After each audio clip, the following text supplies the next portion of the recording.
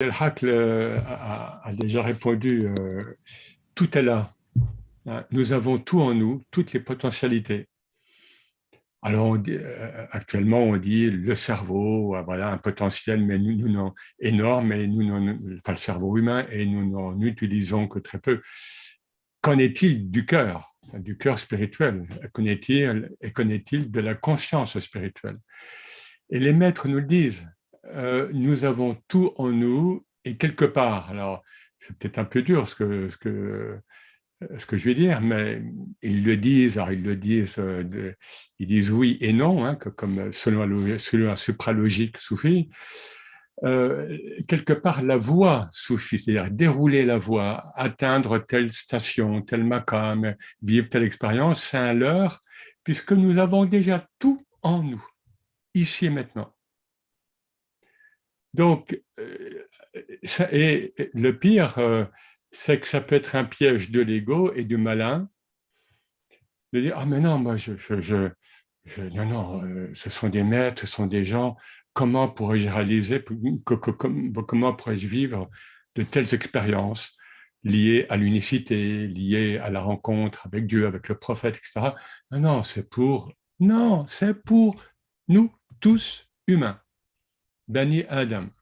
Les fils d'Adam, nous avons tous ce potentiel grâce à l'énergie divine, évidemment, qui se diffracte en mode créaturel par la lumière mohammedienne, par la réalité mohammedienne, cet être, l'être mohammedien, ce prophète qui a donc récapitulé tous les modes de sainteté et de prophétie, évidemment, antérieurs. Donc nous avons l'être mohammedien en nous.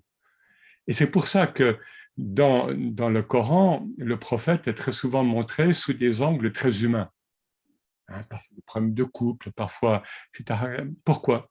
Parce que c'est un modèle et c'est le dernier modèle incarné dans la longue prophétologie islamique.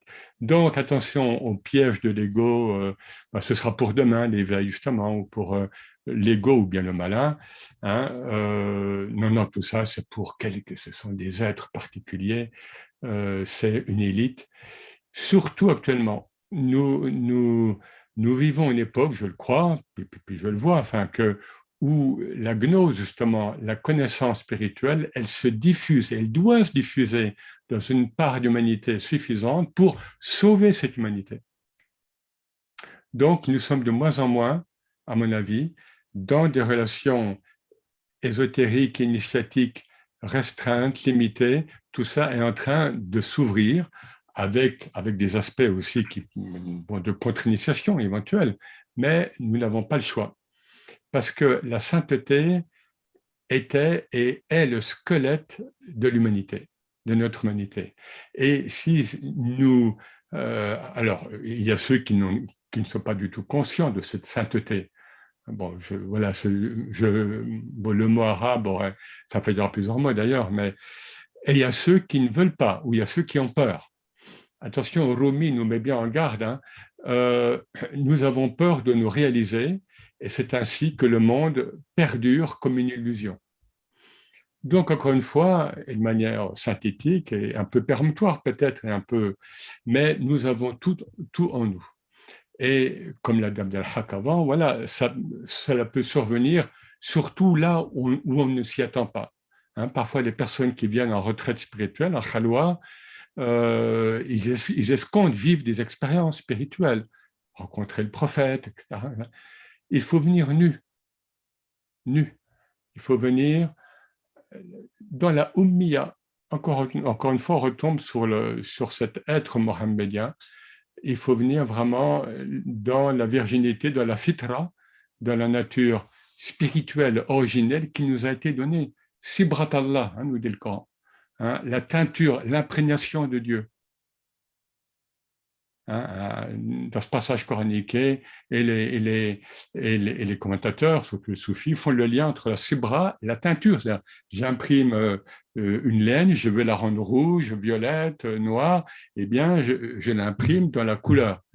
Eh bien là, c'est la teinture de Dieu. Nous sommes tous teintés de Dieu.